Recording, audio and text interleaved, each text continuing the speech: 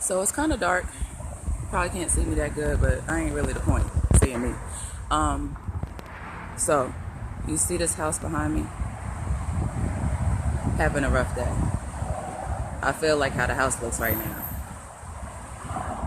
It's very beautiful, but it's been very damaged. Extremely. But it has so much potential.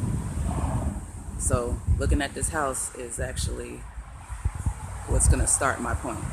Okay? See the caution tape? Don't need no daggone caution tape on it. But anyway, I'm bringing the house up. I'm getting ready to walk away from it because it's not my property. But I'm bringing the house up to basically get to a point. Just been going through a lot lately and battling a lot of different things. In my last video, I explained how, I've dealt with depression and anxiety and how it's been pretty much, it's a hard thing to deal with. But a lot of people deal with it. It is important to take, I didn't mention in the last video that, if you're having a really hard time, it's important to get on the medicine and get in therapy. You might not always need the medicine once you start getting in therapy and using different coping mechanisms.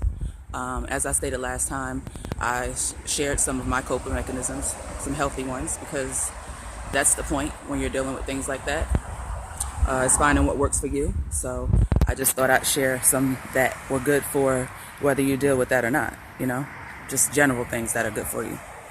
But I am recording this video because, like I said, I've been struggling with a lot of things. I had a great opportunity, but that's happened before. And opportunity was taken away from me. And the point in me bringing this up is that I'm not going to let it destroy my faith or my push and ambition towards reaching my goals. So I'm just trying to reinforce that, we're all struggling with something, but if you focus on what you can do about it, solely on that more than anything else, and then start looking in the right avenues for help, you can get past those things.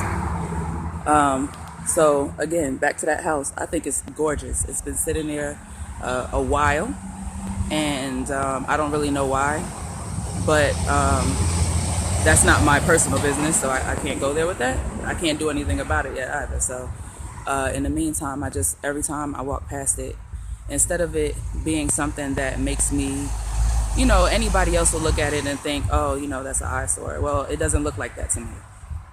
Every time I look at anything, I see the potential in it before I start to see other things. Don't get me wrong. I see other things too, but I see the potential in it first. So that's what I have to see in myself as well. And that's what I had to learn to do is if someone else doesn't see my potential or, my full intent at first, and that's understandable because we've all have things that we've gone through that may, lead to us feeling that way. However, if someone else doesn't, it's up to me to enforce that, the positives in myself and to make sure I focus on those things and more than anything. And anything that I do need to